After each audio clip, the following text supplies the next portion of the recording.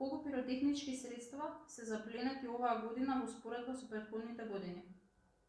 Само во текот на изминатата недела имаме над 50.000 парчиња пиротехника кои што се запленети на пазарите, на крстосниците, нели, на оние места каде што нели очекуваме да имаме продажба на вакви пиротехнички средства, се разбира нелегална продажба.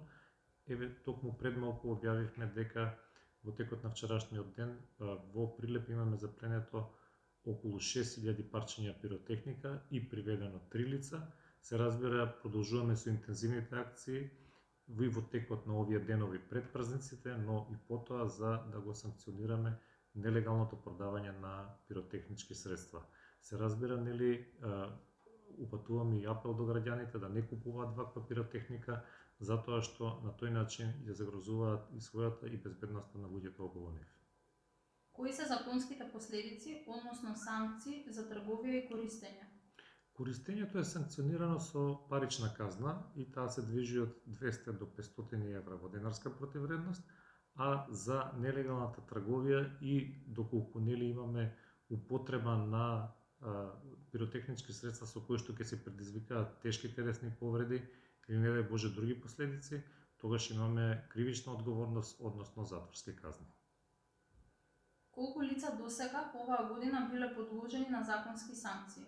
Па, како што кажав, особено интензивни се акциите во последниот период и само во последнава недела имаме десетина лица кои што се приведени за нелегална трговија со пиротехника, а се разбира, нели, постапуваме и по пријавите за употреба на пиротехнички средства.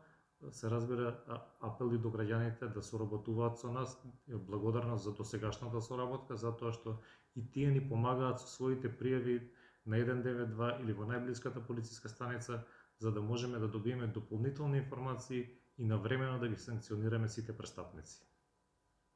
Која е возрастната структура на лицата кои злоупотребуваат пиротехнички средства и на кои локации најчесто се користат? Па, имаме различна категорија, нели, на луѓе кои што употребуваат пиротехника, иако најголем дел се малолетници.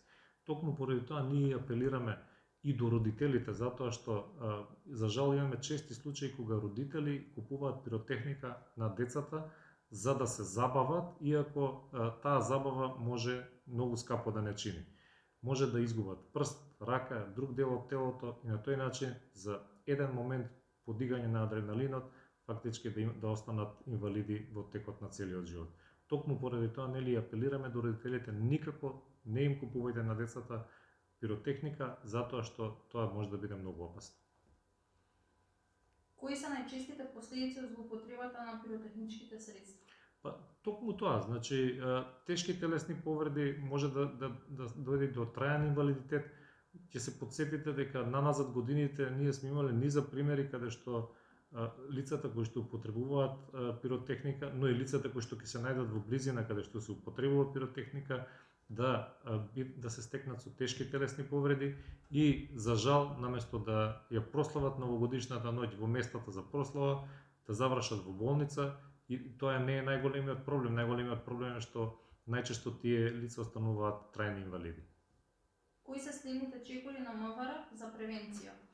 Ние покрај овој репресивен дел за кој што зборував, нели, постојано имаме и превентивни акции во соработка со невладините организации, со Црвениот крст на град Скопје, со Црвениот крст по другите градови, нели, имавме и показни вежби на кои што се обидовме на граѓаните да им представиме што всушност се случува кога ќе употребувате пиротехнички средства. Иако можеби беа непријатни за гледање тие вежби кога се гледа нели, крв, последици, откинати прсти, иако се разбира сето тоа е глума, не е реално, но во секој случај сакавме да упатиме пораката дека еве видете што навистина се случува доколку не ги почитувате законите и доколку употребувате вакви пиротехнички средства.